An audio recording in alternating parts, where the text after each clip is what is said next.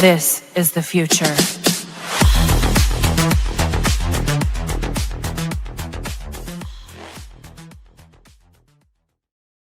My name is Dale, and I want to welcome you to my channel, Observer of Anomalous Objects. Just want to let you know how much I appreciate you being here.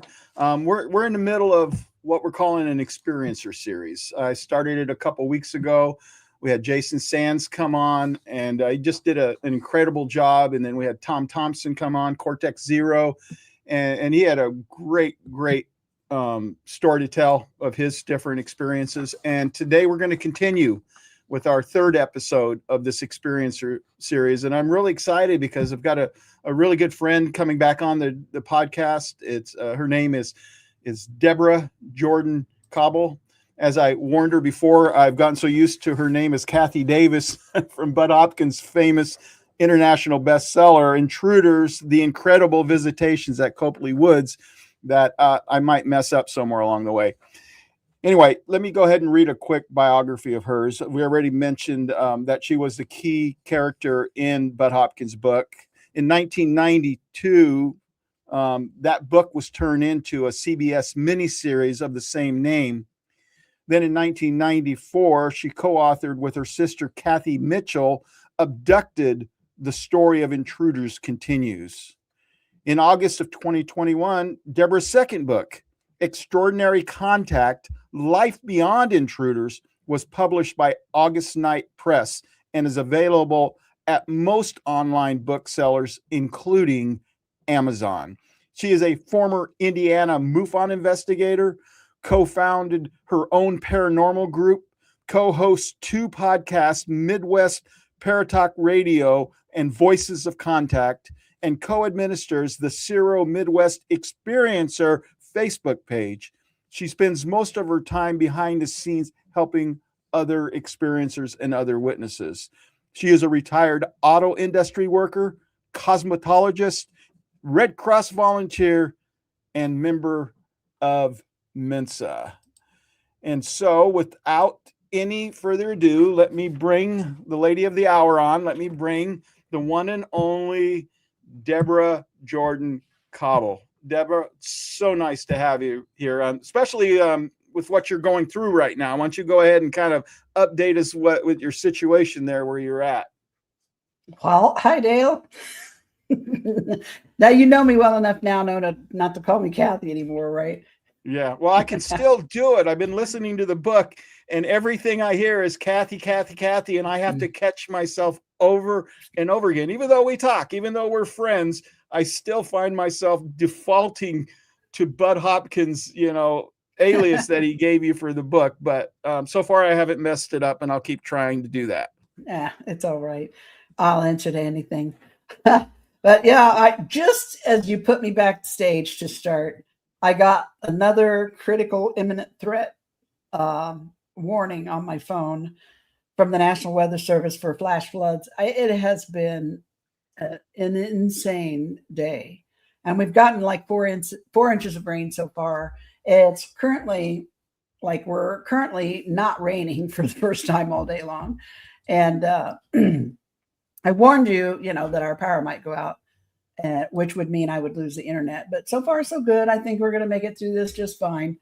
But and hopefully I won't get any more of those warnings, because they're kind of unnerving. They don't sound like anything. The only other warning that makes that particular sound is the potentially, it's the PDS warning that is like beyond a tornado warning. And that's one we got right before we got hit back in 2013. So when I hear that sound, I immediately perk up, but we're good. So we'll be fine. Well, that's the tough part about living in the Midwest. In fact, you warned me about how much rain you got and how much rain they were expecting. And I thought we might be doing this podcast underwater, way things were going. But yeah, we're good. We're raining. Good. But I lived in Illinois for 5 years, so in the Midwest, and the weather is something else over there. It takes a certain kind of person, I think, to persevere over there between the tornadoes and the flooding and all the stuff that goes on during the winter, the blizzards and stuff like that. But all I know is I'm really grateful that you're with us, and I'm really excited to have you on, because you have a wealth of knowledge. You had a relationship with Budd Hopkins, the famous abduction researcher. I mean, really a trailblazer in his field. And I know that he went to see you at where you're at, in Indiana 4 times, and then you went up to New York to see him 3 times. And that's not even counting all of the phone calls that you made. And Budd says in the book that the one group or organization that's all for this abduction research stuff is the phone company, because back in the day, it used to cost a lot of money to make those long distance phone calls, right? Oh yeah, we didn't have cell phones. We didn't have the internet. So with him being 1,700 miles away from me, the primary mode of investigation was my letter writing. I wrote tons of letters to him. Normally, he didn't write me back. He would just call. And it was always a very strategically placed, after 6 p.m. and on the weekends, long distance phone call, because they were less expensive in those times. And it made it difficult. And that's why he reached out to MUFON in Indiana at first. When he first decided he wanted to do the investigation on our case and our family, one of the first things he did was reach out to MUFON to ask for help, because he wanted boots on the ground there. And MUFON declined.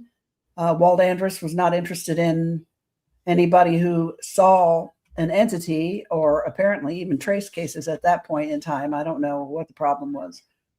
So he eventually led us to CUFOS up in Chicago, Center for UFO Studies, which was being run at the time by Dr. Hynek. Oh, wow. And so we did speak with him a couple of times. The following year in April, Mom and I had a sighting of well, I wouldn't say a black triangle. It was more like a flying wing than anything else, that came over the house real low, and crazy lights turned on underneath it. And we talked to Dr. Hynek about that. And I remember being instructed to, Mom and I, to both draw pictures of what we had seen and send them to him. And he asked us to do it, in different rooms, which we did. I guess the honor system had to work when you're like 5 hours away, but so he did have a little help from folks like Dr. Hynek on occasion. And I do also remember before that, him reaching out to a university up in Rensselaer, maybe, or something up near in that area. All I know is that somebody came down from there with a dude that had something to do with the Native American culture. And they were curious about the area where this happened, and if it would possibly be part of some kind of Native American, land, which I can't even remember. Whatever they came to the conclusion of, it was insignificant. So that's probably why I don't even think about it. So what was it like working with Budd Hopkins? Was he easy to work with? Was he hard to work with? I mean, what was his personality like?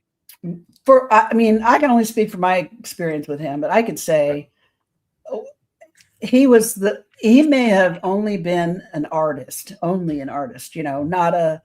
a PhD, not an academic, not a scientist, or anybody working with this field. But he left no stone unturned. He was diligent in what he did. He was compassionate. He cared about me and my family. He had soil samples done of the yard. He had when I came to New York, he connected me with a psychiatrist, Dr. Clamar, who interviewed me and did a light hypnotic trance on me, just so I could see what it felt like. I didn't remember anything during that incident with that episode with her. And he arranged all kinds of different medical testing. I had a CAT scan of my brain. I had one of those tests where they put all those little wires in your head to see if I had epilepsy. I had 6 hours of psychological testing done at a hospital in New York when I went there, verbal and written.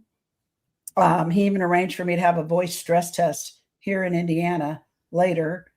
And he connected me with other people like me. Aside from all the stuff that he did for the investigation, which was a lot of lead work and a lot of money spent and time spent, his money and time, he gave me what I call a safety net. He immediately connected me with someone who had had experiences like mine, but who was a little bit older than me and had had more time to process and deal with hers. And and he called it like a buddy system. So I was given a buddy that I could talk to any time of day, 24/7. And she was wonderful. And I ended up getting to meet her when I went to New York. I was able to come to New York a couple of times and be a part of his, he was having experiencer support group meetings at his apartment. And I got to be a part of that. That's where I met Whitley Strieber and Peter Robbins and his sister Helen and a lot of other people that I'm still friends with and can contact with today. And for me, he was thorough. As far as I knew, I'd never experienced anything like that before. So my family thought he was doing a real thorough job, really good. I mean, when he came to our house, he was out knocking on doors in the neighborhood. And my mom was like, oh my God, the neighbors are going to think we're crazy. Everybody's going to know. Yeah, but it's like he had to do it. In order to do it right, he had to, and he did. And so let me ask a question. I'm sorry. I didn't mean that's all right. I was going to say he was very helpful, compassionate, attentive, thorough, but he was also, he like me, his whole family kind of accepted me and my family. So when I would come, but he also gave me experiences outside of the UFO world that I would have never had before as a young single mom in my early 20s. He took me to art openings. His wife took me to an art review thing, because she used to write for the Village Voice as a review. She used to review art. And when I graduated from beauty school, his wife and him brought me back to New York, and they fixed me a steak and lobster dinner to celebrate the fact that I had graduated from beauty school and got my license. Yeah. I mean, that's something you do for family, right. Someone that you love. So by the time he passed away in 2012, I felt like I was losing another member of my family, almost like another father figure to me. And I was just heartbroken. After the investigation was complete and the book was written and he had gone on his required book tour for the publishing company and all that. And of course he was inundated with other letters. And, he took me one time to his studio and showed me boxes upon boxes of letters. And there were like thousands of letters in these boxes. And he was showing me some of them because they were similar to my story. And I said to him, why did you answer mine? What was it about my letter? I mean, I could have been in this box with all these other thousands of people. And he goes, Kid, he used to call me Kid. He said, that's the $64,000 question. I said, maybe it's destiny. He goes, maybe it was. I don't know. But so he was, after he became more well-known and the case became more well-known, he started being pulled a million different ways to one. I was well on my way to adjusting and coping, and I had all of this new network around me of support, besides the fact that I already had family and friends, which I was fortunate to have. And so he and I didn't communicate as much. He was busy. Other people needed him, and I knew that. And so, at first I missed him, and I thought, now he's needed elsewhere. So I wanted to help him with whatever he could do. We stayed in contact. We still visit occasionally, but it was a lot farther apart, Then when he found out he had cancer, he called me and he said, I want you to hear this from me before you see it anywhere on the internet or read it anywhere. And he explained it to me all, and and of course I was heartbroken, and then right before he passed away, he had written a book about his life, like a memoir, art, UFOs, and something else. I can't remember what it was called. He sent me a copy of the book, which was signed, but inside the book, there was this beautiful letter that he had written to me. Oh, wow. And it was shortly after that he passed away. So, he'll always be someone special in my heart. And I realized that, I can only speak for my investigation, and I was one of the early ones. So there was more time from him and more of him to spend with my family and I than maybe subsequent investigations got. So I feel doubly fortunate in that respect as well. That's why I wanted you to speak for him, because you knew him. You can only speak from your perspective, and I respect that. By the way, Susan Alloway's here, and she said to say hi. Hi. Our favorite Deb. Hi, Susan. That's sweet. Thank you. I'm kind of leading somewhere with this, so I think you're probably going to know. What do you think What do you think his thoughts would be about the current disclosure movement today? It's hard I can't really speak for him. I think he'd be, I can't say for sure. I can say the Budd that I know would think he would probably be equal parts hopeful that some more attention was being paid to it in the right places. And then on the other side, maybe a little bit wary of some of the things that are being said that are coming out of it. But then again, like a lot of people are surprised when they meet me, and they're very well aware of Budd's opinions on the whole phenomenon, or what they were, before he passed away. And they're a little bit on the negative side of the phenomenon, this is not a good thing, and, things like that. Like, I think he got more extreme as time went on, because at the very end of the book, I shouldn't say extreme, he became more on the negative side. That would be a better way of saying that, because at the end of the book, Intruders, he sounds more neutral than anything else. He's they're not our gods, they're not devils. He didn't think they were malevolent. He says it right in the book. No. And I listened to it twice. But he obviously had a lot of sympathy for experiencers, because, everyone is different. Everyone's experience is different. And even for people who have positive experiences, they don't usually start off positive. It's a traumatic, reality shattering thing taking place. Exactly. And, when he wrote his book, when he wrote Intruders, which is his book, and it was his opinions, he was telling the story of my family and myself through the eyes of an investigator and a researcher, and as a compassionate human being who was seeing a 24-year-old woman who was absolutely devastated and just broken, barely able to function. And, as a compassionate human being, that affected him. And I'm sure, it had an effect on his opinion. It helped mold his opinion about things going forward. And a lot of the people who reached out to him after me, I always said he was like, he worked in the emergency room of the entire abduction phenomenon. He saw all the traumas as they came in right out of the gate, right? When I decided to write the book that I ended up bringing my sister into with the first one, I wanted to tell my story in first person through my eyes as the one who experienced it and how I was living with it, right? Now, at the end of the investigation, near the end of the investigation, Budd was aware of these thoughts and feelings that I was beginning to have, these changes in me. He was aware of them, but I honestly don't think he knew exactly what to do with them, because he had never experienced them personally. And it was very difficult to be able to verbalize it in a way that people could understand. I couldn't verbalize it in a way that people could understand. It was my attempt to, in the book that I wrote with my sister.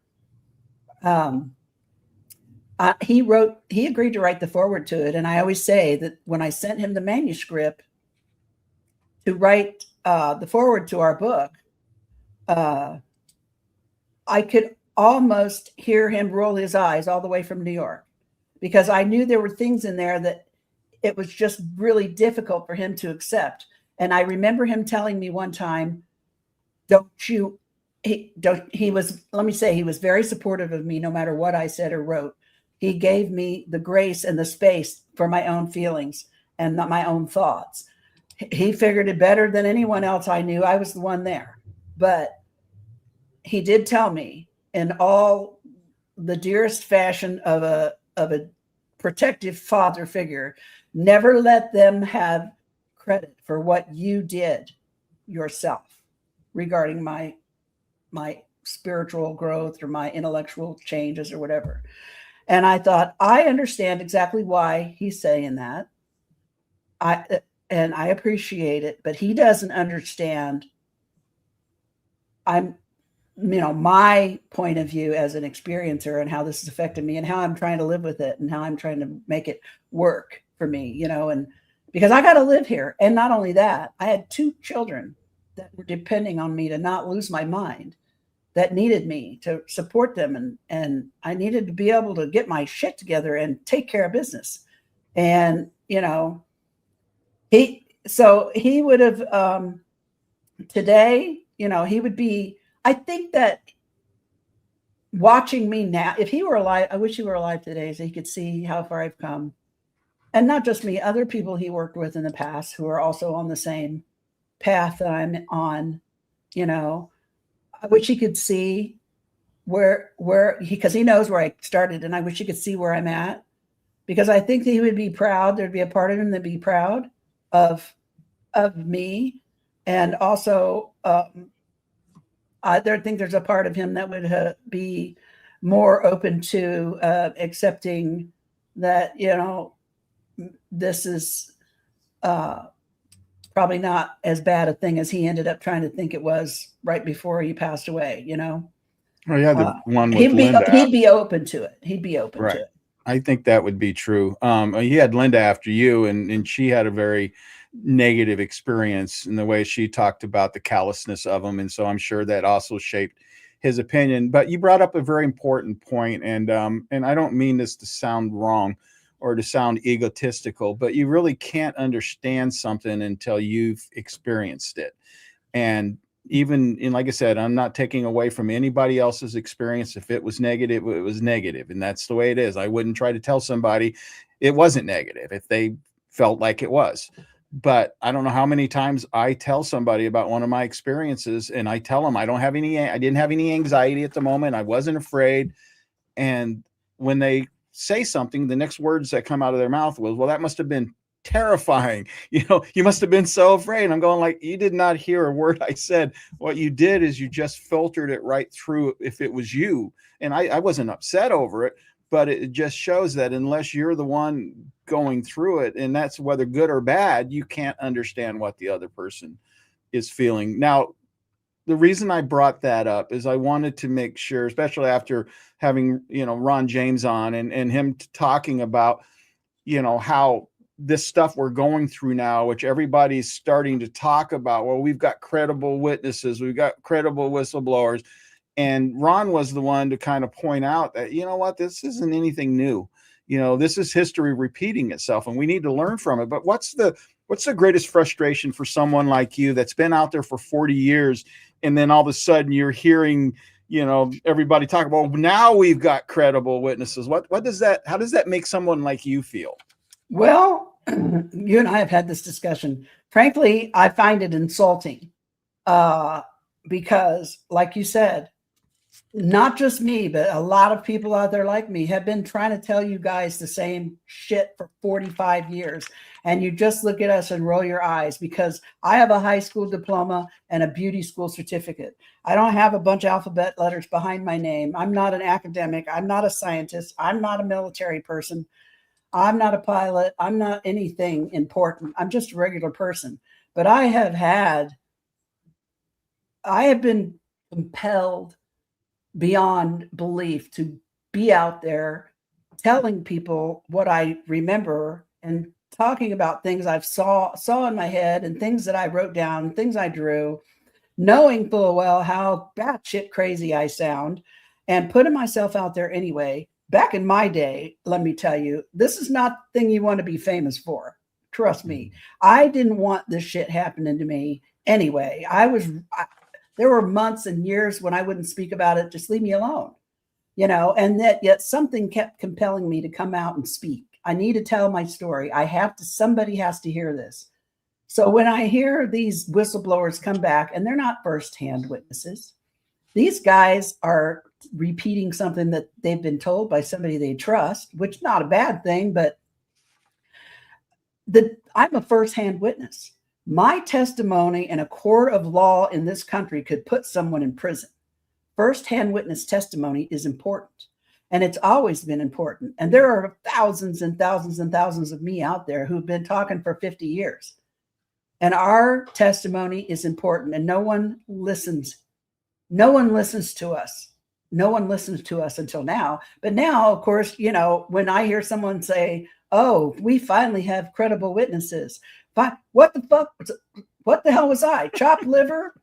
You know, it pisses me off. You know, I'm not a scientist or anything, but I'm telling you what I saw.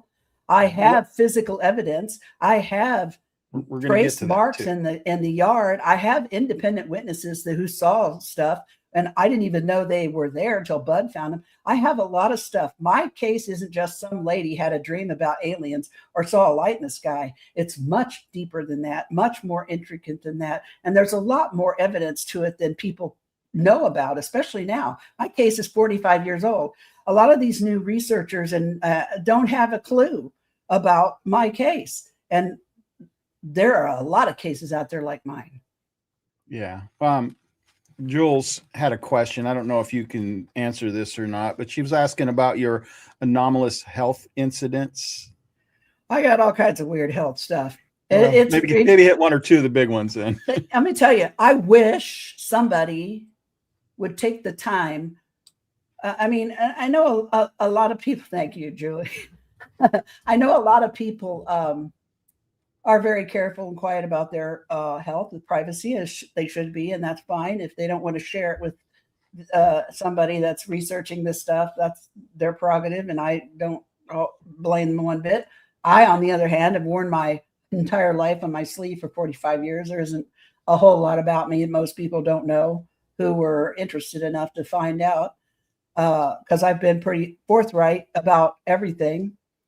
And in my case, the facts never change. Now, my opinions might, because my opinions, I'm open-minded, and my opinions can be changed based on the newest data around me or whatever, you know, but my facts don't change. The facts of the matter is I had no problems with my eyes until June 30th, 1983. And after that, I became extremely farsighted. At 23, was wearing 2.5 plus glasses to read, all kinds of eye problems. Ended up being diagnosed with macular degeneration and cataracts in my late 30s. I ended up losing both my lenses in my eyes by the time I hit 50 because the cataracts were so bad, they were affecting my vision. My macular degeneration, fortunately, at this point remains dry, but I recently had Veleda red light photosensitive treatments on it. These are like groundbreaking new treatments for dry macular degeneration. Hopefully will save my vision. And also it's so weird because the light that hit me that night, that hit me in the chest area, right, and spread up all around my head, down my arms and legs and everything. Well, years and years later now, I ended up having to have neck surgery. I've had 3 neck surgeries. From everything is pretty much fused. And when they went in to start putting the screws in, my bones started crumbling. And they were panic stricken. I had to take shots for the better part of a year and wear this electronic collar around me to try to electronically simulate bone growth. So the screws would stay in my neck and fuse to the bone. And so they assumed I had osteoporosis really horribly everywhere, but my DEXA scan, when they look at you from the feet up, didn't look nearly as bad, like very almost osteopenia, which is like just early minor. And then I had a series of complicated bowel blockage issues, which required 2 emergency surgeries within 6 weeks of each other, 8 weeks. As it turns out, some old scar tissue from a gallbladder scar and a couple C-sections had literally grown into a giant net that surrounded all of my organs and intestines and choked off part of my intestines. And twice in 6 or 8 weeks, I had to go in and clip all this. 1.5 hour surgery took 6 or 7 both times. And the doctor, when your doctor comes in after surgery and his eyes look like quarters and he tells you, A, he's never seen anything like this in his life, and B, he had to call another surgeon in to work with him as he worked down one side and she worked down the other, because every time they clipped one adhesion, 2 more would roll up. And then I developed, they discovered I had something in my renal arteries that was very similar, called fibromuscular dysplasia, where nerve cells were creating webbing inside the artery, and they were attaching to the arterial wall, pulling the artery closed, creating a stenosis, choking my kidneys off. So I had to have a balloon angioplasty to my renal artery on the right side. So they just opened up the balloons, and as they did, all these threads popped and the artery popped right back open. Well, of course, now I have to be monitored. I have to be monitored for so much crap every 6 months for the rest of my life. God help me if I ever lose my medical insurance, I'm screwed. And because I have to be monitored for the FMD, because it can show up anywhere in your vascular system, including your heart and your brain. I have to be monitored by a gastroenterologist for all of the shenanigans going on in my intestines and my body cavity here. And of course, I'm under scrutiny by the eye doctors every 6 months, dilated. And then I've developed seronegative rheumatoid arthritis, for which I now have to take biologic injections every month. Those injections are $5,400 a month without my insurance. And if I lose my insurance, I'm screwed on those. I mean, I never had any health issues and so many different rare things. I've got so many doctors that have said shit to me like, oh my God, I've never seen this before. Okay, well, I don't know what to tell you. I finally told my new eye doctor about the light. Uh-huh. And then I had to get my medical records for something I had to send to the insurance company. By golly, they put it in there. They put it in there that in 1983, I had been exposed to a tremendous bright light that damaged my eyes. And I mean, they actually put it in my medical record. They didn't laugh at me. They didn't roll their eyes at me. They just listened to what I said and put it in there. And I'm so thankful. But it's like, you know I'm not the only person out there who's been exposed to this shit and who's had these kind of health problems. I have an MRI of my brain that shows a little white ball. It's like near the top of my head. It's like above the middle of my brain, between that. I don't know what it is. My neurologist seen it. She don't know what it is. I started having ocular migraines where I see the visions and then I go blind, the sparkles, and then they go blind.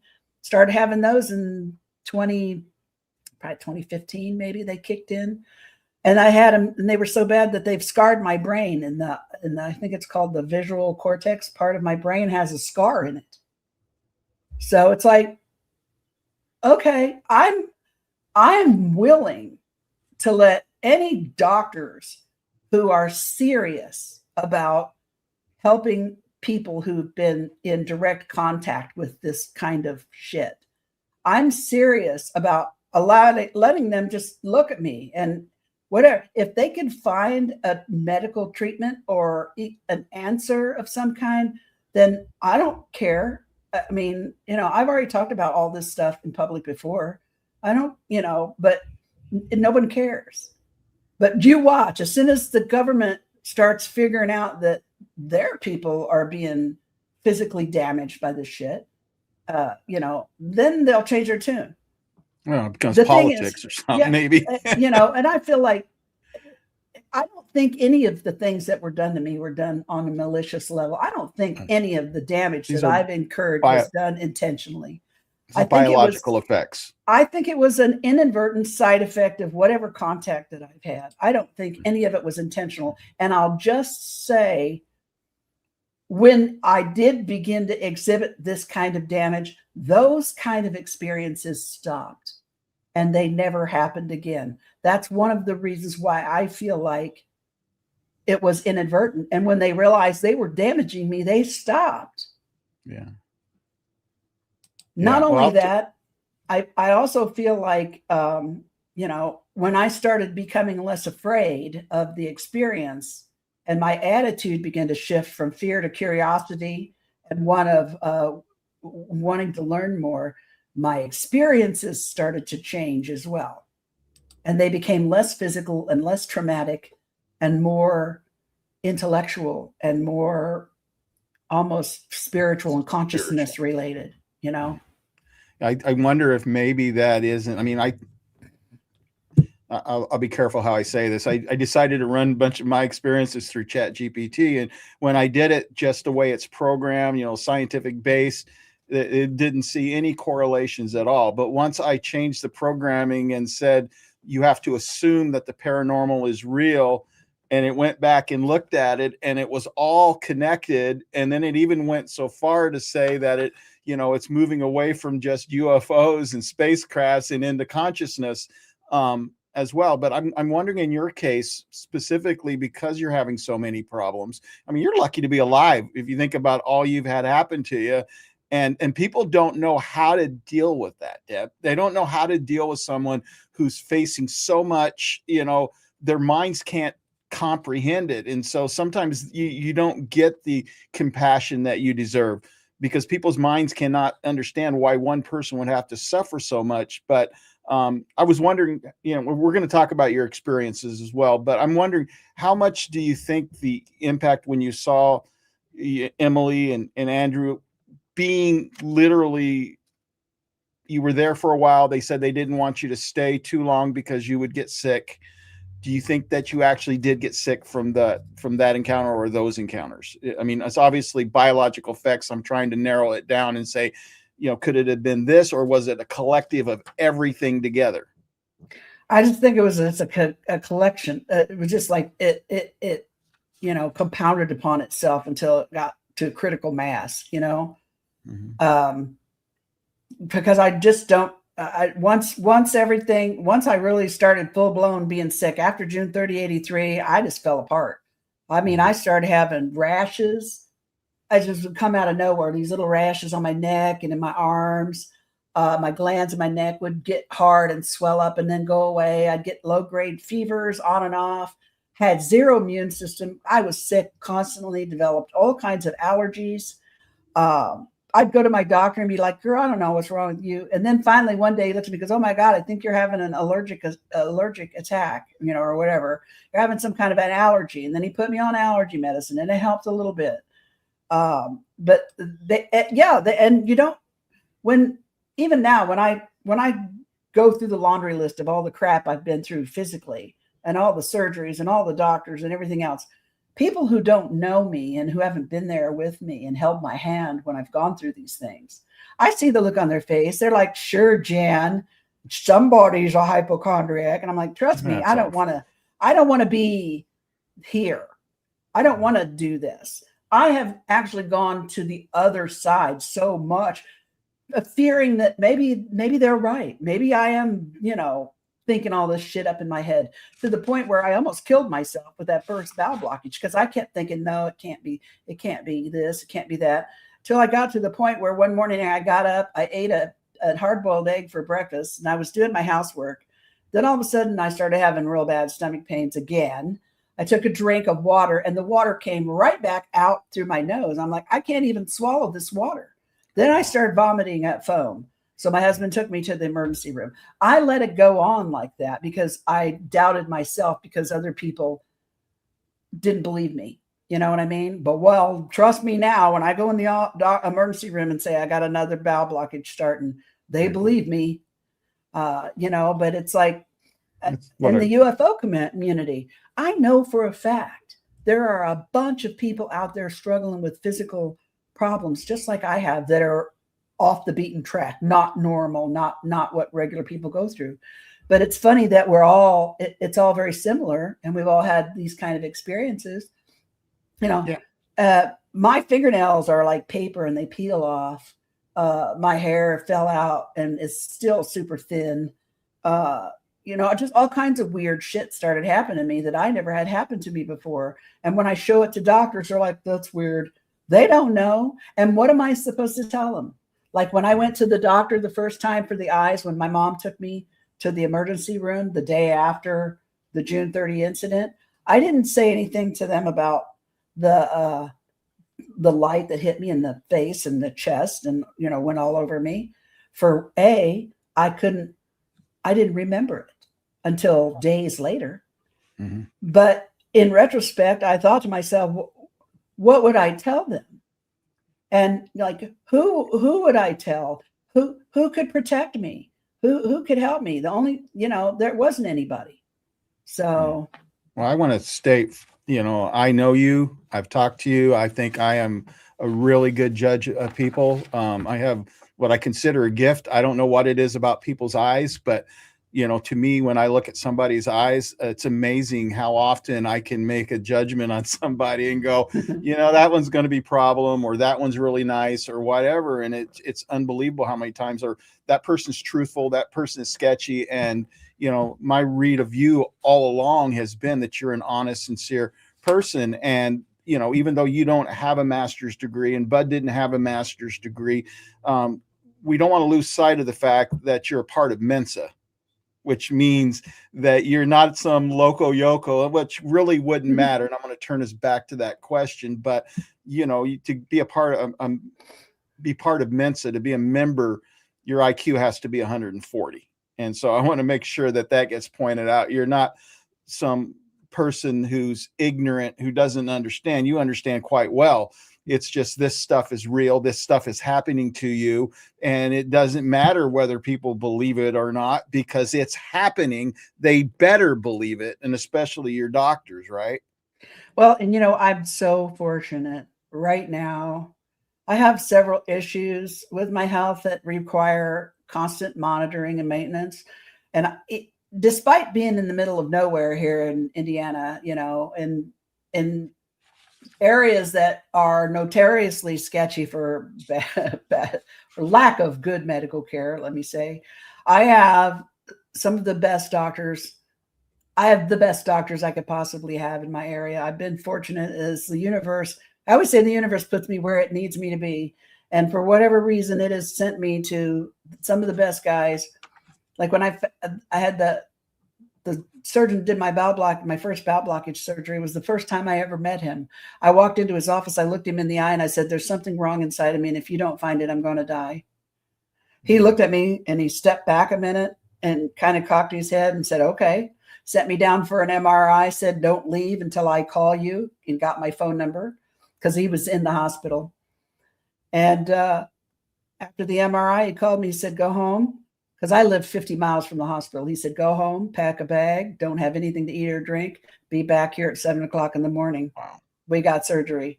If he hadn't done that, I would be dead. Wow. So, I don't know what it is, but the universe has been, even though I've been through a lot, I still feel grateful and I feel blessed. I know that's a goofy word to hear, but I feel blessed. I feel fortunate, and I'm grateful every day because everything that I go through just makes me stronger, And one thing I like about having different experiencers speak is that each one is going to bring something different to the table.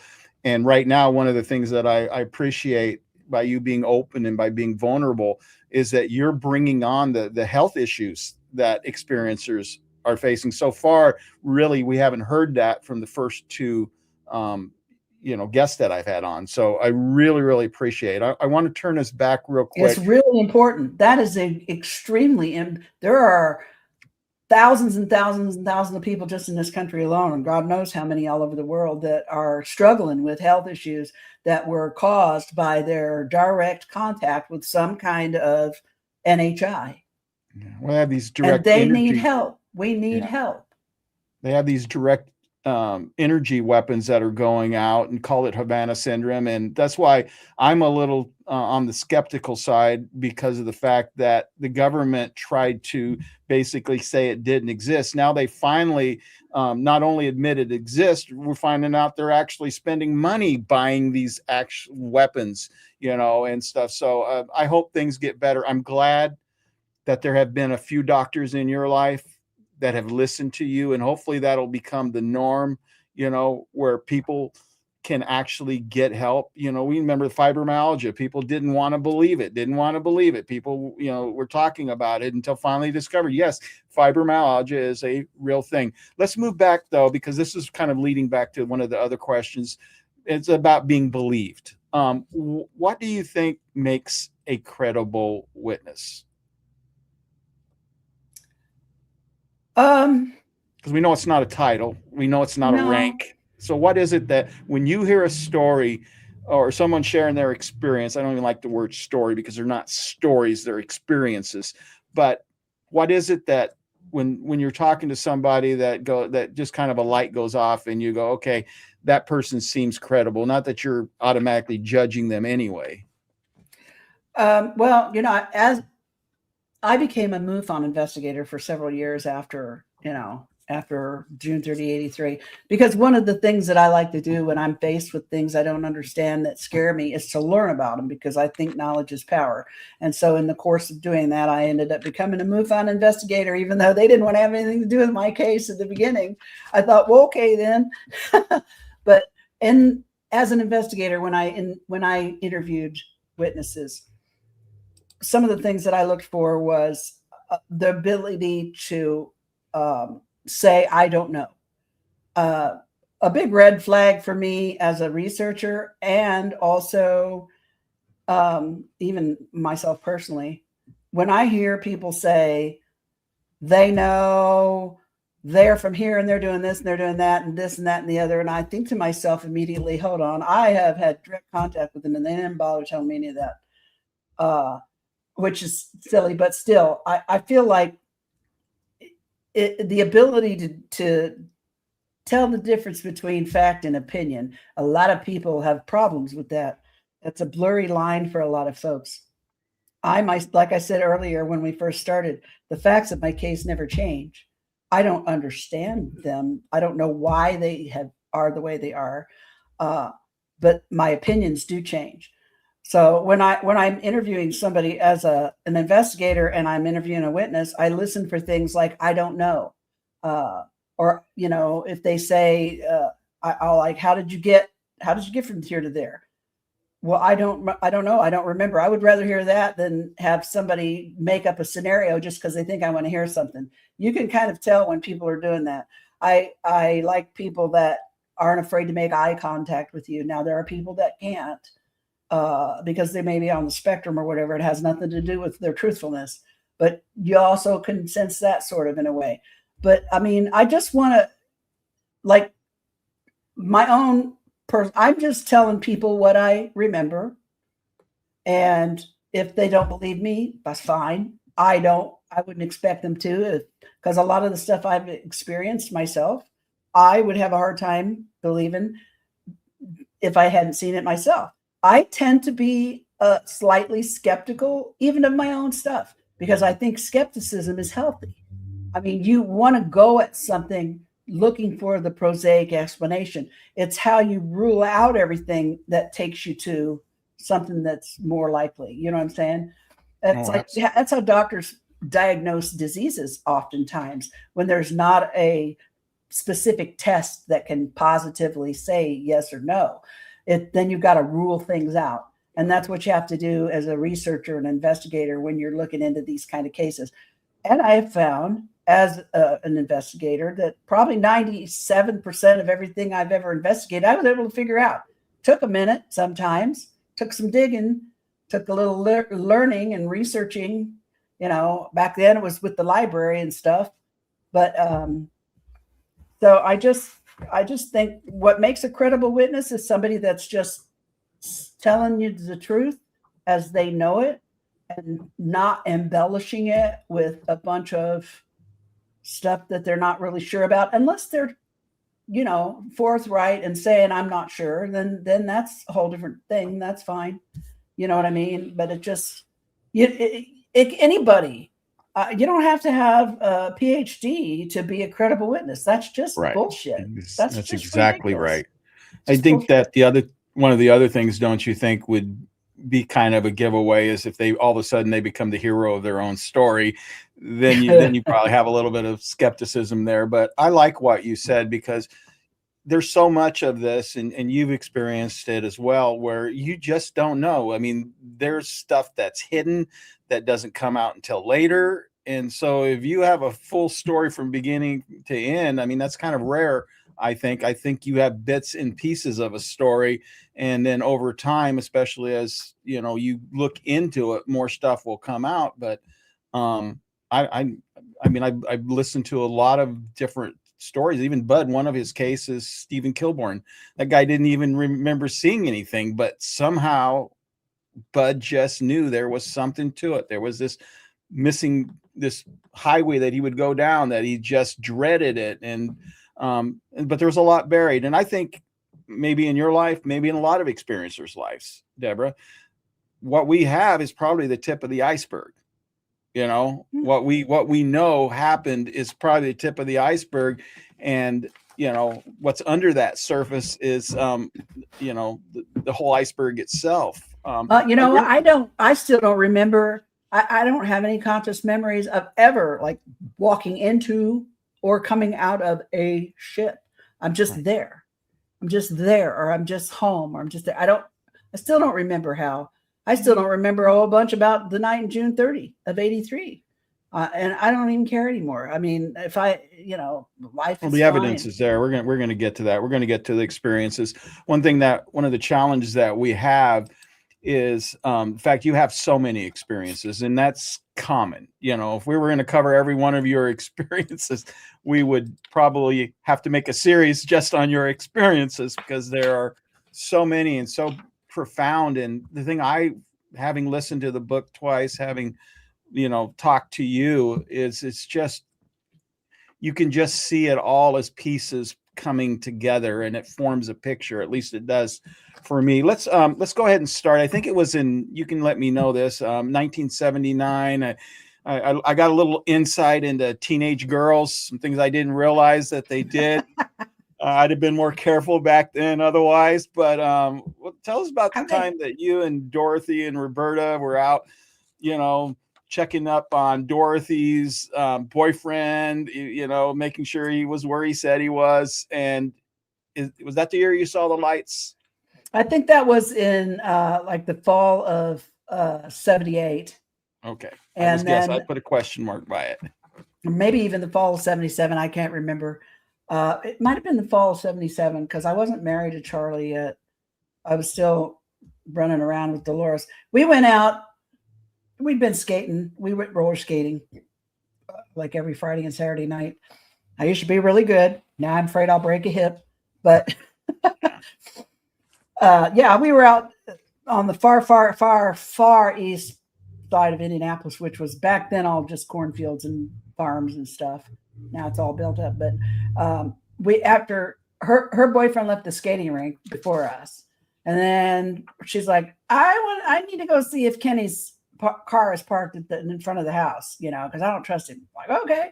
So we're out tooling around in the middle of nowhere, trying to spy on this dude, make sure his car is where he says it was, where, that he's home, like he told her. And I noticed this flashing light in the sky, kind of catching my eye. And at one point I said, hey, look, there's a UFO. And I kind of laughed a little bit, because it really didn't strike me as anything scary at that point. But the odd thing was, the girl in the back seat, who I didn't know was a friend of Dolores's. Now, I don't remember what her pseudonym was in the book, but it was her friend. She immediately flipped out, and she's like, don't say that, don't say that. She got really scared and was like laying in the floorboard, behind the two seats. And I look at my friend like, what is wrong with her? And Lawrence kind of looks, and we looked at the light, and then everything got real fuzzy. And the next thing I remember is we're headed home, And my friend who's driving looks over at me and says, well, she's like, oh my God, it's almost time for my mom and dad's alarm to go off. We got to hurry up and get home before they catch us, or we're going to be in trouble. And I was supposed to be spending the night at her house. And so my parents didn't know I was out carrying on, you know. Being teenagers. We got back to the house. We climbed in her bedroom window because it was one of those little prefab houses, and she had her window was arranged so she could come in and out easily. But anyway, we got back in the bedroom window and the alarm went off. But that started remembering at some point the car was stopped. It was enveloped in this black fog or mist of some kind, like a black cloud.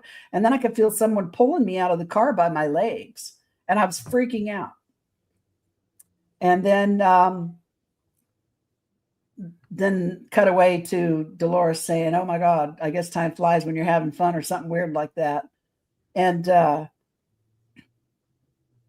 started having, I called them dreams. You know, because that's the way you live with things. You call them dreams because that's the only thing it could possibly be, is a bad dream of having some kind of a medical exam where something is like shoving something in my uterus, you know, through my vagina, but not like, it's not a sexual dream. It's like a medical dream, and it hurts, and I'm afraid. And years later, after I met Budd and the investigation started, and we talked about that night, seeing that light with the other two girls. And Budd's like, is there any possible way we could maybe talk to them?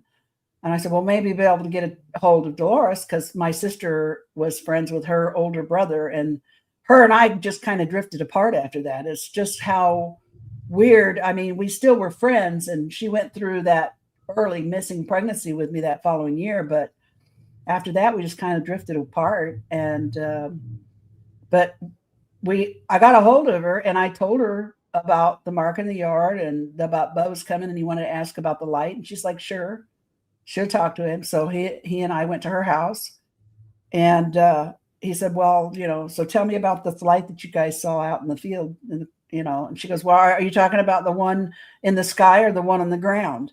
And Budd looked at me, and I looked at her, and I'm like, what do you mean the one on the ground? She's like, oh yeah, it landed in the field. We pulled over, it landed. And I'm like, it did? I didn't even remember that. Yeah. So Budd talked to her for a little while about it. I don't think she had very much more memory than I did.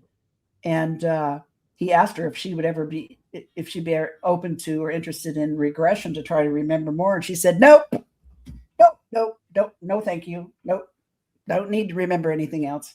It's like, okay, you know, I honor that. That's not a problem. Just offering it in case. And she's like, no, I'm good.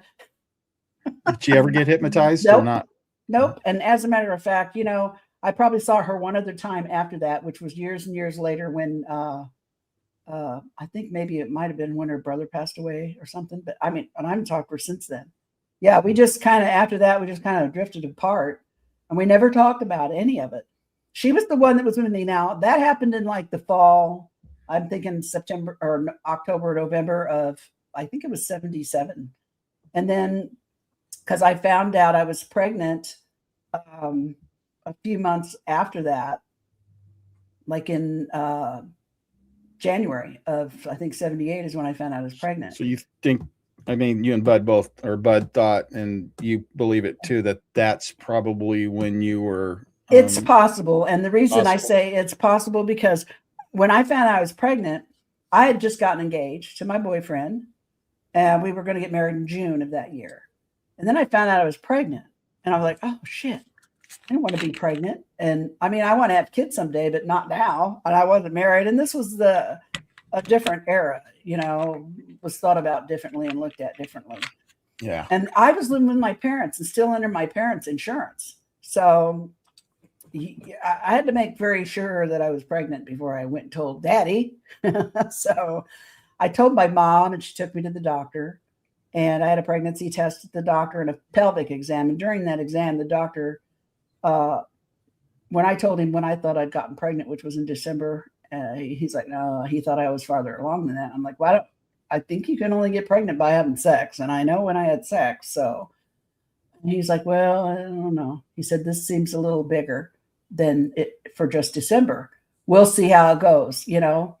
So, and then a little time, several weeks passed, you know, month and a half or whatever. And I'm accepting it. We're accepting it. We moved our wedding date up to April.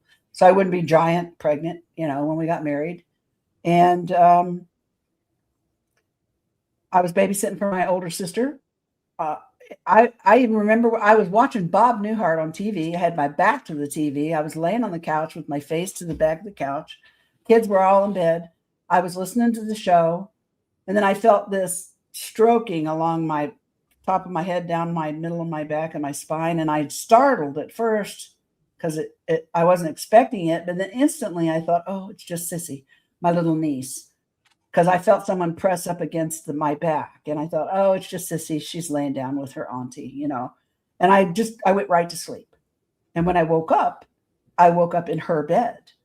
And I don't remember my sister coming home. I don't remember going in the bedroom. I don't remember taking my niece was only like 3. She was little, toddler. But I woke up and I thought, oh, shit, there's something wrong with my baby. And so I went to the bathroom immediately to see if there's something going on. I didn't feel sick or anything, but I just couldn't shake it. I kept obsessing over it. Although I had no memory of anything else, I just kept knowing there was something wrong. That baby was not. My baby was something wrong with my baby. I told my friend Dolores, that's the one who'd been in the car with me that fall, you know, with the other girl. And I told her, I said, I'm freaking out. I'm freaking out. There's something wrong with my baby. You know, I don't know what's happening. She's like, well, look, I'm going to Planned Parenthood to get my birth control pills. Come with me and get a free test. Nobody has to know. And then when you hear everything's all right, you'll shut up. I'm like, okay. So I went with her. And I had the free test. And the girl comes out. And the only thing I remember is saying, well, you're not pregnant, you know, and then some spiel about if you don't have your period in a week, contact your physician or whatever. I just flipped out. I got in the car. I couldn't even talk. I could barely walk. And then when I got in the car, I started screaming, pounding on the dash. Dolores is like, oh my God, I don't know what to tell you. This did not end the way she thought it was going to end, right? So I went home and told my mom there's something wrong and I have to go to the doctor right away. The guy probably told her I was spotting or something. And so she took me back to the doctor. I had another pregnancy test. I had another physical exam. The doctor told me to put my clothes on. Mom and I went into the little office to talk to him after that. And he says, you're not pregnant. And my mom's like, what in the hell happened? Did she have a miscarriage? Does she need a DNC? You know, I didn't see any blood. I didn't see any indication of that ever. And he said, no, she doesn't need a DNC. She's perfectly fine. And then he looked at me and he's like, we see this sometimes, especially in young girls. He said, my best advice to you is to forget this ever happened and just go on with your life. You're young and you'll have other children. Well, you got to remember, this is like in the 70s. I'm a young girl. I'm not going to say anything back to him. I'm just like, okay. But in my mind, I'm thinking, dude, I'm never going to forget this. As long as I live, I'm never going to forget this. And we left that office that day. Was never spoke of again. No one ever talked about it. Charles and I went ahead and got married in April. You know, went on to have 2 boys. But you know, I always thought about it because I had like 3 months to love this child and accept this baby that I lost. And so that was something I had to deal with. Been there. And then Mark in the Yard happened, June 30, 83. And I saw that mark in the yard and all these memories started flooding back to me of that night before and of things that happened previously and that pregnancy. Let's get into that. Yeah, I kept fighting it and fighting it. And finally, I told Budd that one night, I told him about it, and he looked like, okay. Yeah, that was the one that he kind of ignored and then he came back to. But let's go ahead and I want to hit one thing because it's come up again. I mentioned it. I'm not going to repeat it again. But where you have 2-3 people together, they see the exact same thing, and yet you've got, in your situation, basically, it sounds like 3 different responses. Now, they called her Roberta in the back seat, the one that was spazzing out. I mean, just even the thought of it being a UFO, what that did to her, and then you and Dolores, he calls Dorothy in the book, you guys each had some kind of an abduction experience, but even you two seem to had different responses. You're willing to talk about it, you're willing to investigate it, but Dolores didn't want any part. So that's the weird part about the phenomenon for me, is that people can go through the same experience, see the same thing, and have completely different reactions to it as well. And so that's why I say that everybody's having the experience they're supposed to have for whatever reason, whoever or whatever's directing it. Well, that's a good insight, that there's value in it, there's reason for it, which I think that has to help as you're processing it. I'm still, like, in my own stuff, I'm still trying to figure out what it's all about. Like you, I feel like there's some kind of purpose. I mean, it makes no sense for me to be doing this podcast. I don't have the money for it. I don't have the time for it, but I'm driven, absolutely driven to do this. And I don't think that's an accident. I've said it before, I consider it like my second calling, you know? So let's talk about the 1983 incident. Cause that's the big one. That's the one in the book. Why don't you kind of tell us how that began? How did that event, that experience begin? Well, I was living with my parents at that point. I had my 2 little kids and had left my husband and was moving back home. I was making some side money, cutting out patterns for a friend of mine who made costumes. And she lived right behind Mom and Dad in the next street. While I was getting ready to go over to her house, I happened to look out the kitchen window and I noticed this weird light coming out of the pump house that was next to the swimming pool. This pump house was probably the size of a mini barn you'd buy at Sears, so it wasn't that big. But and I mentioned to Mom, you know, hey, the light's on in the pump house. She's like, don't worry about it. Your dad will get it.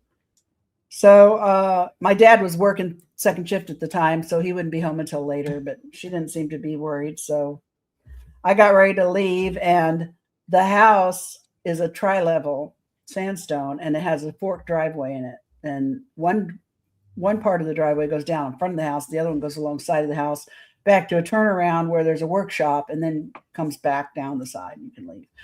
I thought, oh, I'm going to just check that one more time before I leave, because it just felt weird. So I went down the side drive, went around the turnaround, and I noticed the pedestrian door to the garage that was attached to the house was open. And I'm like, oh, that's not supposed to happen. But instead of stopping, I just went 2 minutes to Deanna's house and called Mom. And I said, hey, the pedestrian door's open on the garage in the back there, you know.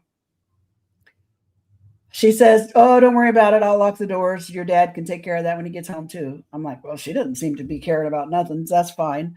So I hung up. And as soon as I hung up, she called right back. And when I heard her voice, I could tell she was afraid. And my mother never got afraid of anything. And she's like, I need you to come home right now. And I said, why? And she's like, I just need you to come home. And my friend's husband hollering over my shoulder because he can hear the conversation. He's like, tell her to call the police. That's what we pay them for. And she said, I don't want anyone here but you. And I said, okay. So I told my friends, I'm going to go check and then I'll be back. So I pulled up along that side drive again where I had done to the turnaround, and I got out because the patio room, we called it the Florida room Dad built. I went in that way, and Mom was standing in there, and there was a shotgun leaned up against a trash compactor. And she's like, you know, that's not loaded, right? And I said, yeah, I know. Wasn't loaded because when we moved in, I asked my old man, I said, please don't leave your loaded gun laying around. I got 2 toddlers here. I don't want a problem. And I said, yeah, I know it's not loaded, but whoever's out there doesn't, you know. And I'm thinking in my head, I can get close enough to hit them with it before they figure out they're not getting shot, you know. Yeah. I was not brave. The fact that I even did that, went out there or even touched a gun at that, for that. Can you talk about what your mom saw that kind of led to this? Yeah. See, she didn't even remember that until days later. She's like, you know, I remember why I called you home. I'm like, why? She's like, I was standing at the kitchen window, and she said, I saw a ball of light around the bird feeder, about the size of a basketball. She goes, and I thought maybe it was headlights at first coming down the drive. And then when I didn't see a car, I thought maybe it was a flashlight of someone out there looking. And we're thinking burglars. We're not thinking aliens or any shit like that. Right. Right. And she says, all of a sudden, the light just got smaller and smaller and smaller. And then, poof, it was gone. And she said, the instant it was gone, I got it in my head that I needed to call you and make you come home right now. I'm like, oh, okay. I thought to myself, it's a good thing you didn't tell me that night. I might have been second guessing coming home. But because she did not remember that for several days after that. Now, didn't you have actual damage afterwards where the shrub had been burned or something, and then the bird feeder, your dad had to like trim it back to the roots almost or something like that, and then the bird feeder, the birds wouldn't use it anymore? Birds didn't use that bird feeder for a long time. The mark that was left in the yard from that night, it was a 8-foot diameter circle. Now that's like a year later. Right there. Okay. Well, you got that. That's the newest. And it's kind of hard to tell. That's an 8-foot diameter circle with a streak going off one side. That streak is 49 feet long and went across the whole backyard almost to the driveway. And then there were a couple of little jettisons off the end. And on one side, the dirt was kind of shoved up and there was a big crack in it. And it was all hard as a rock. And the stuff was just laid over. The grass just laid down. And I actually went out later and I put a yardstick or like a 12-inch school ruler in that crack to see if I could figure out how deep it was. And I dropped it and it disappeared. So I have no idea how deep down. That soil was like a rock. So, but yeah, it left a mark in the yard. That snow melted off of it the first winter that came along. Every time we got to snow, it would melt off. And this is the mark. You could see it. I even went out and would try to recreate different areas of the yard for the next snow. I'd go out and smash it down, see if the snow would do the same thing, and it wouldn't. This happened all winter, that first winter, but it was only for one winter. And it took several years for this thing to heal. The soil was hard as a rock, and I did my own sampling of it. I took some control samples out further, and then chunks of this stuff, put them in glasses of water for 24 hours. And in the regular dirt, I just had mud. But in the soil samples, I still had little rocks. I still have samples of that soil now that I took. That was some of the stuff that Budd tested too, correct? That was some of the soil Budd tested. There's a report in Intruders from the soil samples. It was definitely anomalous, but there wasn't, anything in it. And as far as, and dogs and animals wouldn't walk across this mark. Penny, my dog, who ended up like being put down 6 or 7 weeks later because she just literally fell apart. She'd been out there that night. She would walk all the way around this thing and not touch it. The squirrels would walk all the way. None of the wildlife in this neighborhood would get on that. None. And there was no bugs in it, nothing. So it was weird. And we had that mark in the yard. Daddy had a ham radio tower that was in the backyard there. He was a ham radio operator. It was a 100-foot tower. And there was a coax cable that ran from the tower down to the back of the house where all this happened that went into his radio room down there. The cable, the plastic of the coax cable remained intact, but all of the metal inside the coax cable melted together. That is insane. I mean, how does that even happen? I don't know. And there was a transformer above the pool house. And within, I can't remember, but within a few days to a week or so, that transformer exploded and had to be replaced. That's all trace evidence. That's physical evidence, which is one of the things that makes your case so compelling. The stories, the experiences are compelling, but when you back them up with, which sadly for a lot of his experiences, we don't have that kind of stuff, That's why Budd wanted to write this book. He's like, when he, after he finished the investigation, as much as he could, And he found 2 independent witnesses, one next door and one across the street. And these were houses that were separated by a bit of land. So we were on top of each other.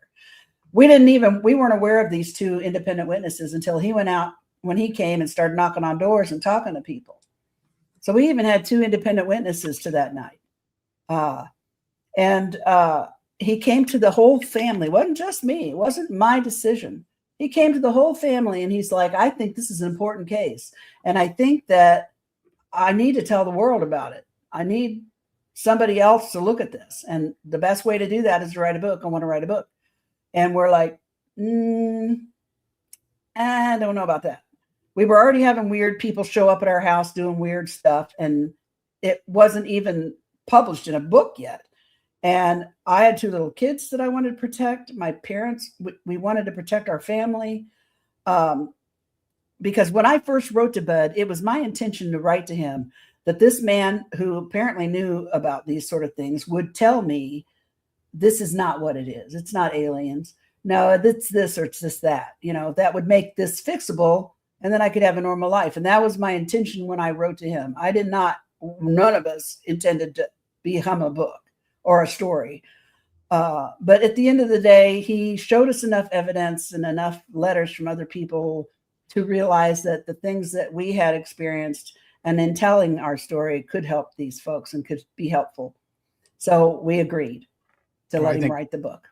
Well, and I think it's important because how many lives has that impacted and stuff. And what you're saying, I mean, I've read about it in other experiencers too. They'd rather be crazy, than for the experiences to be true. I told the psychiatrist at, I think it was Columbia Hospital or whatever, when I had all that psychological testing, the only thing they could figure out was that I was A, above average intelligence, and B, I suffered from something at the time we didn't know anything about called PTSD. Right. And Budd says, the only way you're going to have PTSD is if you have a traumatic event that triggers it. And I'm like, the only traumatic event in my life that would be that bad is this crap. Right. So, I told that psychiatrist, I'm like, you know what? It's okay if you tell me I'm crazy, because I know they make pills for that, and I'd be happy to take them if that means this shit's going to stop so I can get on with my life. I got kids to raise, and I don't have time to be crazy. That always killed me when I heard Linda Napolitano one time say that, like she said that to a psychiatrist too, but I said it first. Because I told that psychiatrist that, because he kind of looked at me and laughed and he goes, I'm sorry, I can't help you there. Even when I had the voice stress test, the guy that did the voice stress test came back. Budd hired him. He went in it blind. He didn't know Budd. He didn't know me. He didn't know the story. He didn't know anything about it. So he went in blind with these questions, which I'm pretty sure probably shook him when he was giving me this test. And Budd called me and he says, well, I got the results back. And I'm like, well, what'd he say? And he goes, well, the guy told me, and he said he seemed like he was genuinely disturbed. He said, I can't tell you that a UFO landed in her parents' backyard and made a mark in her yard and did all this stuff, but I can tell you she believes that it did. And Budd said, well, that's all I need to know, guy. Thank you. Yeah, that's John Mack too. I heard the exact same thing when he had people that were tested. It was there was evidence, beyond a shadow of doubt that something had happened, that there was some kind of trauma. And like I said, you and I, we know exactly where that trauma is and why you're doing it. So here's the thing. There was a missing time element. And I had a couple questions about that, because you go out with the rifle, shotgun, whatever, you go out there and nobody's out there. You go back in your house. You think you're out there, 10 minutes, something like that. That's how it felt to you, right? But when you reconstructed it with Budd, you realize that when your dad came home, when you guys came back and all that. And so there was about an hour's missing time. Is that correct? I think Budd figured it out by the time he interviewed Dad and my girlfriend and her husband that I had been interacting with, and Mom, maybe an hour to hour and 15 minutes. And I only remember just this brief flash.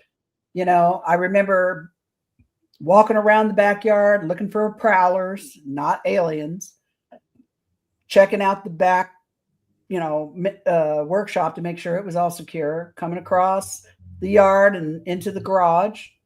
And while I'm in there, all of a sudden I'm like, oh my God, I feel like I'm on fire. I got to get out of here. I feel like I'm on fire. And I run through that front door and I'm hit right here, like in the solar plexus area, I guess, like right in between your chest and your breasts, in your belly.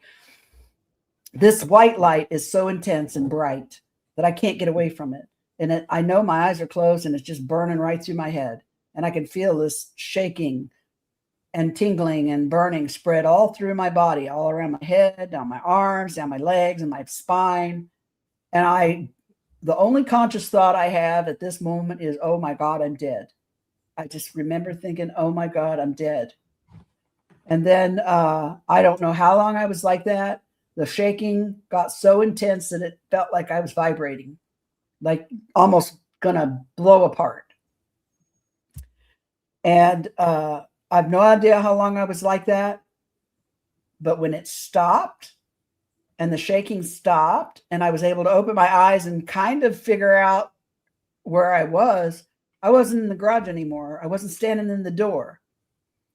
I was out maybe 10 feet onto the cement patio. And my eyes were blown out. I couldn't see. Now, first of all, it's dark outside, right? And I don't recall it actually being dark when I was out there walking around, or it wasn't fully dark.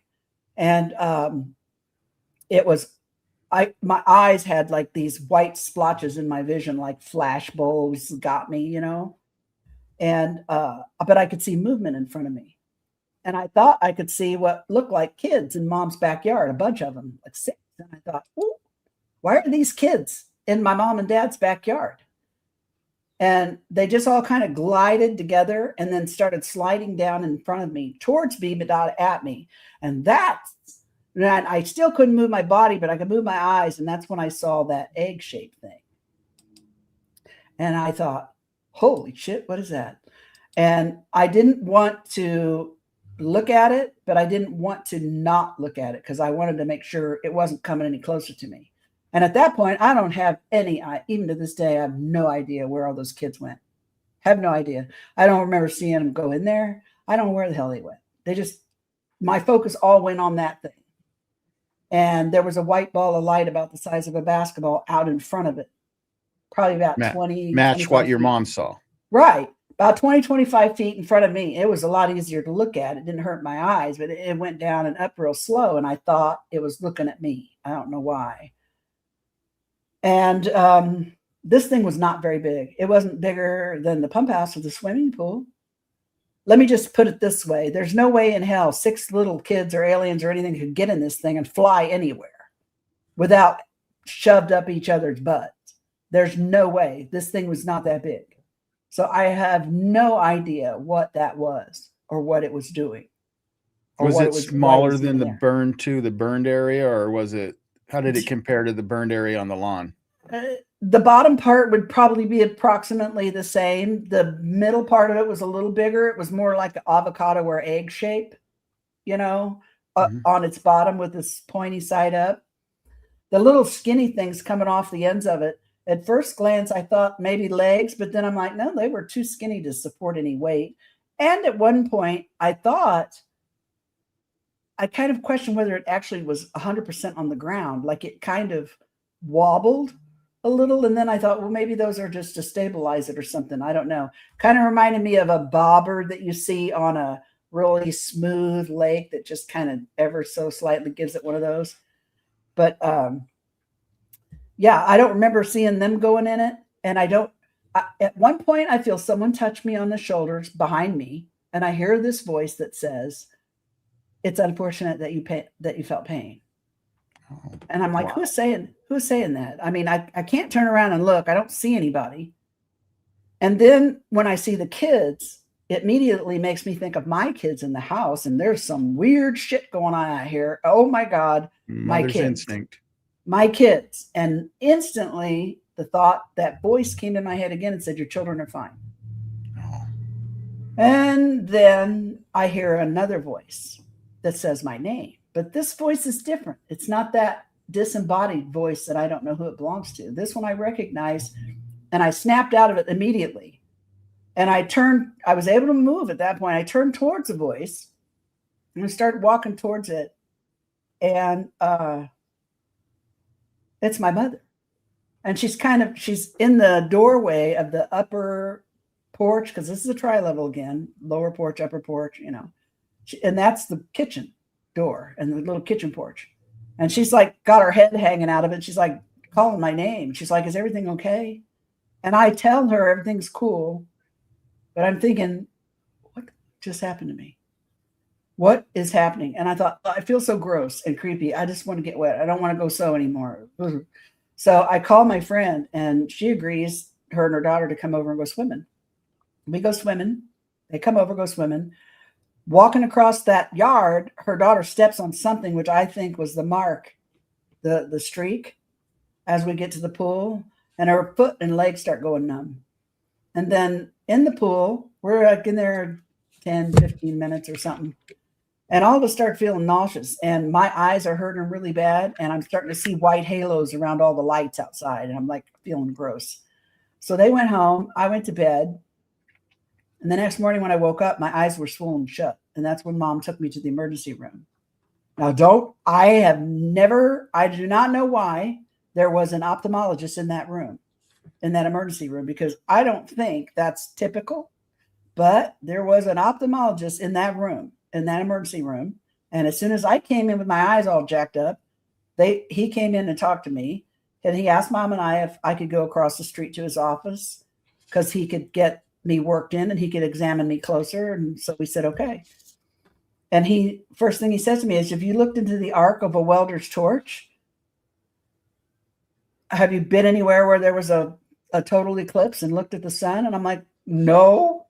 And I did not remember the light at this point. So I didn't say anything to him about it. That would have been the best time to say something, but I didn't remember it. I just kept thinking, why are you asking me these dumb questions? And, after that, like I said, my eyes were never right after that. But a few days passed and the whole family came over to celebrate 4th of July because we had the swimming pool. And all the kids ran out the back kitchen door to go swimming. And then my oldest nephew comes in. He goes, Grandma, what's wrong with your backyard? And she's like, I don't know what you're talking about. And so all of us adults went out there with the kids, and there's the mark, big as day. And my mother, for whatever reason, says, oh, that's where our UFO landed the other night. And then she kind of does this nervous giggle. And I looked at her and I thought, what is wrong with you? First of all, that's not funny. The kids are all yucking it up, and then they go off and swim. And I'm looking at this mark, and all of a sudden, it's like somebody just hit me in the face with a brick. I remembered the light. First thing I saw were two big black eyes, just like superimposed over this, right in my face. And I remember that bright light, everything. Memories started coming back. I had a massive panic attack that night, and it ended up, I think I had a nervous breakdown. I absolutely came apart at the seams. One of the things that I did remember was having picked up the book Missing Time a few months before and seeing the address in the back. I went back to the library to get the address out of the book, and I wrote to him. But I sent him the story. First, I sent him the story of my sister, Kathie. She had a sighting in 1965.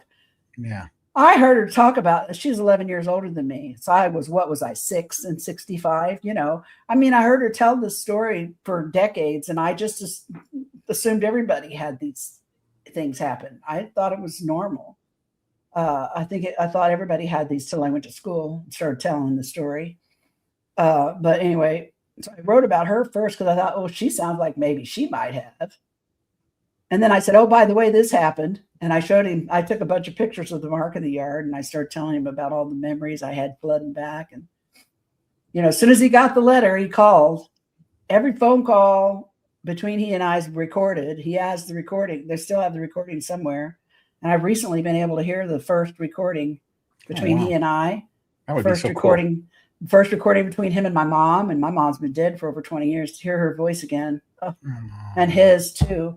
And then first phone call with my sister, Kathie, who she's 79 years old now and then has dementia, doesn't know anybody. So to hear her talking again, you know, these were gifts to me when I got these a few years ago, but I didn't even know they existed. But yeah, so I mean, from that point on, when there was the investigation began, and all the weirdness, and not just my life, but my sister's and my mother's and other things that happened, other things, you know, it just, and here it is. Here I am today, out here just telling my story to whoever will listen. And you know, powerful story though, Debbie. That's, I mean, the book told it really, really well, but hearing it from you in person's a whole different ballgame. Now, one thing that I noticed from listening to the book is that it seems like there's a lot of people in your family that are experiencers or have had something,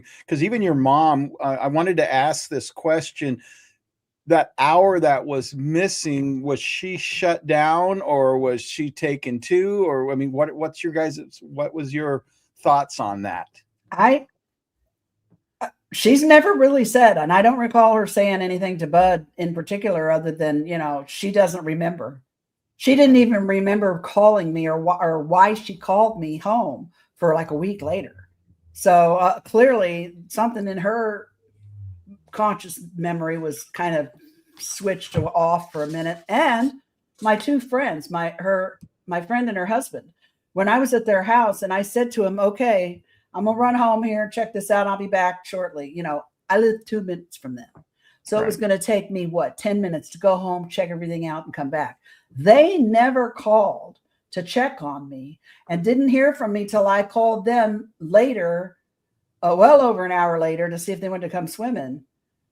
And so, and Budd mentioned it when he went over to interview with them, you know, he's like, well, you know, she was gone for over an hour and you knew there was maybe an issue that might be a problem or something bad, you know, and you didn't call. And she actually got a little offended. She's like, I didn't know, you know, she was a little bit offended, but it's almost like they were almost, you know, blanked out. Anybody that was touched by this was changed somehow.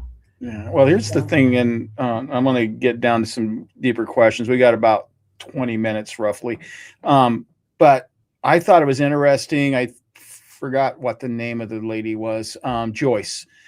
I remember she was the one that heard the loud sound and everything and the electrical thing, but she was like shocked.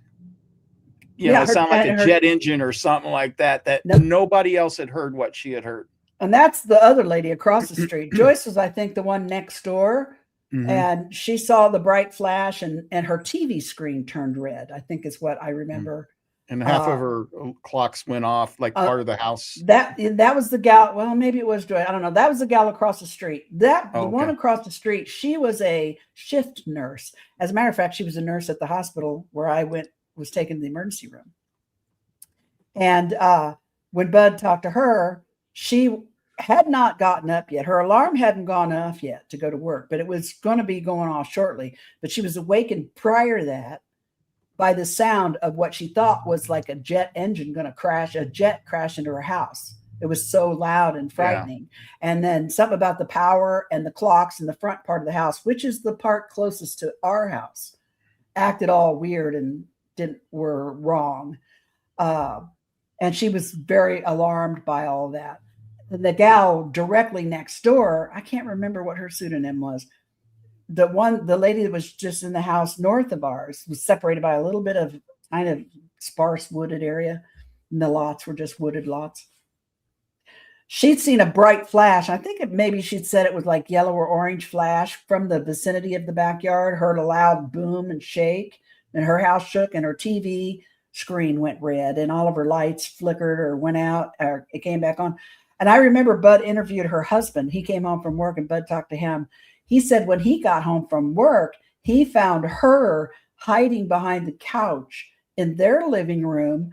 She was trembling and terrified that somebody was coming to get her and had no idea what she was talking about. So it's like, and we didn't even know about these two people. Mhm. We didn't even know about these two people until Oh. Budd came and knocking on doors, because we didn't. I mean, we talked to our neighbors every once in a while, but it wasn't like that, like a small town. Right. So. And he wrote that in the book too. But it had to make you feel good that there were other people, could substantiate, because I've had some things that happen. It's just me. There's nobody else. Then I've had a few things that happen where somebody else was with me and corroborate what happened. And you always feel better when there's somebody else and it's not just you. If it hadn't been that there were other witnesses with a lot of the things that I've experienced, I would probably think I was just crazy, because I had halfway convinced myself that shit wasn't real anyway before the June 30, 83 incident happened, because I just couldn't. I had to live with it and I had to make it fit, and it just was too much, too crazy. So even funny, in years later, like 20 years after Intruders was written, I remember Budd calling me. He got a letter from a woman who read the book, who lived right behind us at the time, who lived right on the street, right behind us, pretty much right behind our house. Well, we didn't know then. They lived on a whole different street. And like I said, these lots are huge. But in her letter, she wrote her teenage boys used to have their friends over on the weekends and sleep in their garage and do teenage boy crap in their garage all night long, and the garage opened to face what would be the back of Mom and Dad's house, although you couldn't really see a lot of it, especially in the summer when the trees were in bloom. Only could see it when the trees had lost all their leaves. And she said one night, and she couldn't tell him if it was the exact year or month, but it was definitely in the summertime, because they couldn't see the house. The boys came screaming in, absolutely freaked out, that they told her that they had seen hundreds of basketball-sized balls of white light drifting through the woods between our house and their house. And it scared them so badly that they wouldn't go outside. And not only did they not go outside, and she said they went out and looked after the boys came back in and they saw nothing. She said they were definitely traumatized by something, because they never went back out there again. They refused to have their friends. Their friends refused to come back. They never had another weekend party in the garage ever again after that. And she felt compelled to write him and tell him about this. This was 20 years later. Another confirmation of something happening, So if this was all just me, I swear to God, I would assume I was just nuts. Frankly, it would be a lot easier. Yeah. It's valuable having those people. What's nice is like maybe they need to make an addendum to the book, add that story into it, because it's just one more piece of the puzzle. And I like that. Now, I think I put it in my Extraordinary Contact book. Oh, good. Budd has passed away, so there won't be another Intruders. Well, yeah, I guess I couldn't do anything, but it's good you got it in yours. Now, when you look back over the entire pattern of your experiences, do you believe that there was a purpose behind them? And if so, what do you think they wanted from you, or they wanted you to understand? What did they want from you, or what did they want you to understand, if you think there was a pattern here? Well, I've had to try to figure that out in order to make it make sense. You know what I mean? For me. And I mean, it's just my opinion. I just going on my opinions and my feelings and my thoughts. Is there a purpose to all this? I felt like I was being monitored. I feel like they have had contact with not just other family members that are alive now, but possibly my ancestors before me. And generational. For sure. Actually, I even had a cousin. I don't hardly ever talk. My family's not very tight knit, and there's not very many of us left. And after I was on TV one time, I had a cousin reach out to me on Facebook, and he said, "I just want you to know I saw you on TV." And I thought, "Oh shit," because we didn't really talk about it to them because we weren't that close. He said, I just want you to know I'm proud of you and that you're not the only family member who's had these experiences. And I thought, well, damn, I still haven't talked to him in depth about it. I don't know if he even will or not, or if it's even important at this point, you know, because he's in his 70s and I'm in my 60s. So, but I feel like I can only speak for myself. And in my own particular case, I feel like they have done something to my family, my ancestors, and they're tracing it, tracking it through me and other members of my family. For whatever reasons, I don't know. Um, Clearly, it hasn't benefited me very much physically, but I think it has benefited me intellectually and spiritually and opened me up to connect to a consciousness on a level that I would never have been able to without these experiences. And I think that's important. And I think that's an important part of what I need to talk about for people out here because I don't know. I feel like I am supposed to be talking about this. The drive is so strong that I even did it 45 years ago when I knew everyone was going to roll their eyes at me. And it's like, a lot harder back then, wasn't it? Oh, hell yeah, it was a lot harder. It's still not easy, but it's a lot better than it was. Trust me, it's a lot better than it was. But I am also a lot better too. I don't give a damn what people think anymore. I have nothing to lose. I don't have any tenure. I don't have a job. All the people I care about in my life, family and friends, they already know. They've been there. They've seen it. They've been through it with me. Those are the only people I care about, what they think about anything. So I'm just out here doing what I think I'm supposed to be doing, and that's telling my story and hopefully waking people up and making them aware of the fact that life is not what you see. What you see around you is just the skin of the onion. It's the surface of what's actually all around you. And everything happens to each of us with intent. And also, I don't know, I felt like I've been taught that my intention, my thoughts, my emotions, everything shapes my reality and shapes what my world is around me. You know what I mean? I think there's as many realities as there are people to think of them. And I've learned that my thoughts are powerful. And everything in your room, look at everything around you, began in somebody's head as a thought. You know? Well, you've gone through some terrible things that we haven't even talked about, probably we shouldn't talk about. But the thing I admire most about you is the fact that you are probably the strongest human being I've ever met. Special thank you to Susan Alloway. What a great gift that is. Thanks, Susan. I sure appreciate it. That'll help pay for the StreamYard and stuff like that. But what I admire about you is just you've gone through so much. And like I said, some stuff that we haven't talked about, you've gone through stuff, you know, even away from the experiencer stuff and even away from the health stuff that would have destroyed most people. And so I find it amazing, you know, the kind of person that you are. Even after all of that, you are one of the strongest people I've ever met. And I know one thing, I'm grateful to have you as a friend. You don't ever look at yourself like a victim. And I understand there's a period of time where people need to heal and they're in that phase, but you know, you're not even a survivor. You know, the way I look at you, you're a champion now. You're out there, you know, championing the causes. You know, you're going to Contact in the Desert. You're involved here. You've got your, you know, the websites and stuff that you're working with.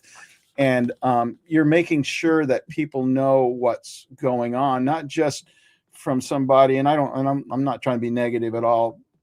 You know, with these legacy programs, some of these people are worked in them and it's legitimate. We need to know about them.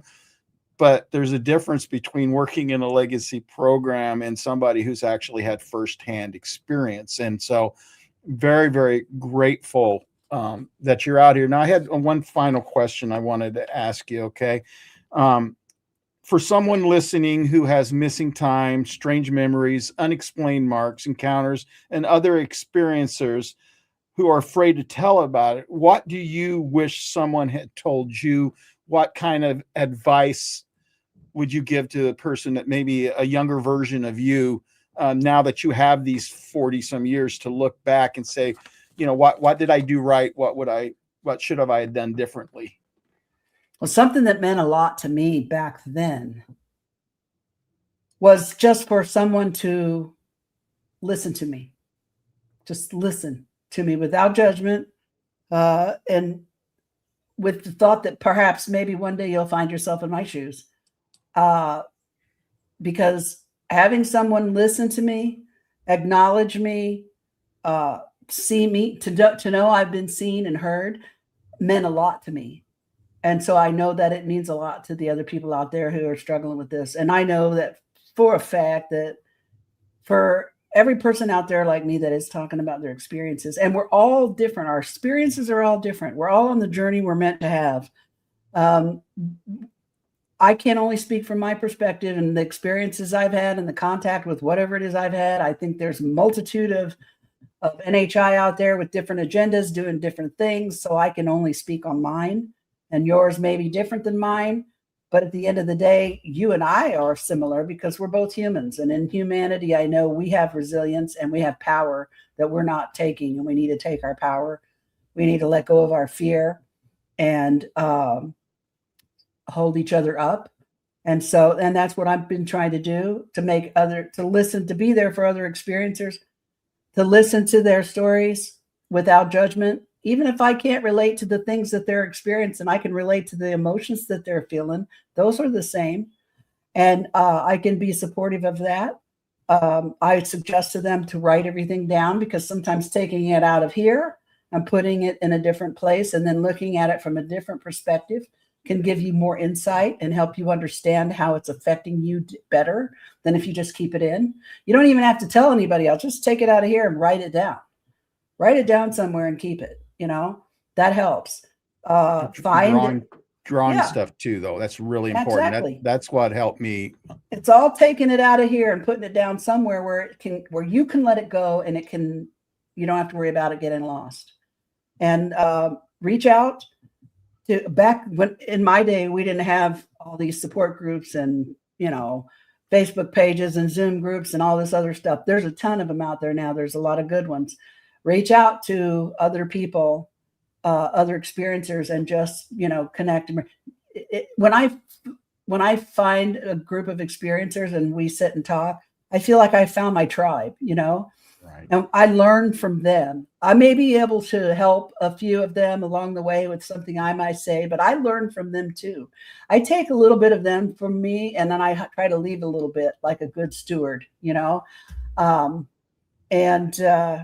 I want people, at the end of the day, I want humanity to understand how powerful they are, how powerful their thoughts are, how powerful their thoughts can be as far as changing the world that we live in.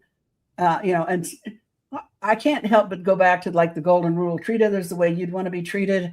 And I see other people as if I was looking at myself or my kids, you know what I mean? And it just changes your whole perspective on everything in a lot of ways. I know it's hard sometimes. There's some people in this world that can't even imagine there's anything good left in them at all. There probably is somewhere, and if I dug hard enough, I could find it, but I don't want to.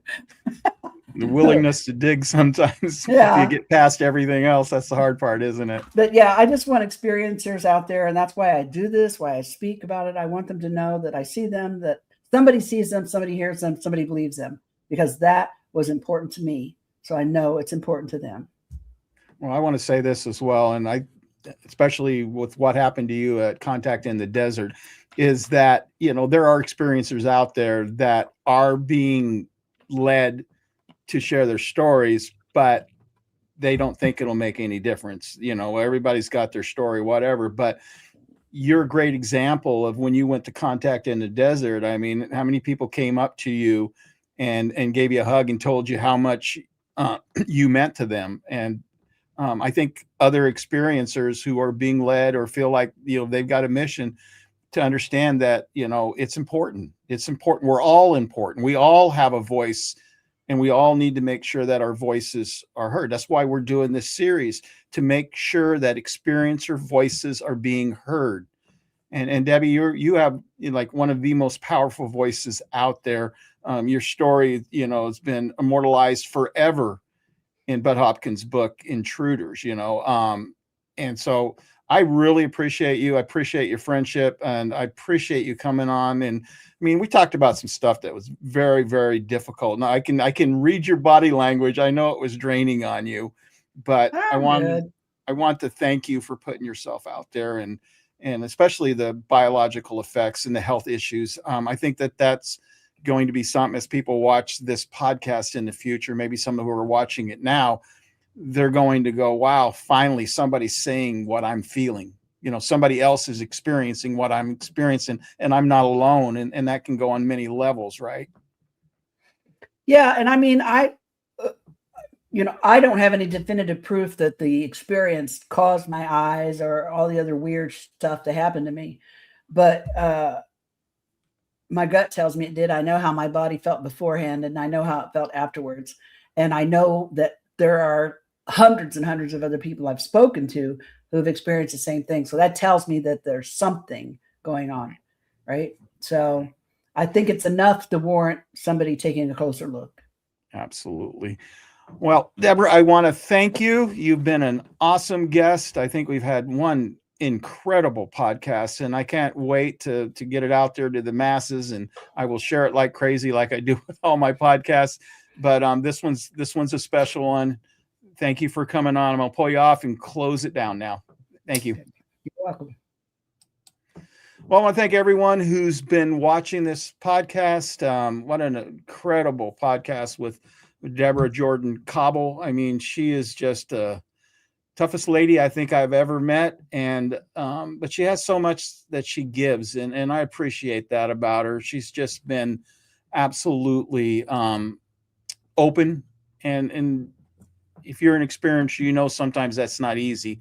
And so we need to appreciate that. If you like the channel, if you like the podcast, if you like the series that we're doing, go ahead and subscribe. Go ahead and share these videos. Go ahead and hit that like. All that helps us on the YouTube algorithm. And the whole point of that is just so that more people hear, more people know what's going on. They'll understand what experiencers go through. And it'll also help other experiencers to remember that they're not alone. And so thank you so much for watching the podcast.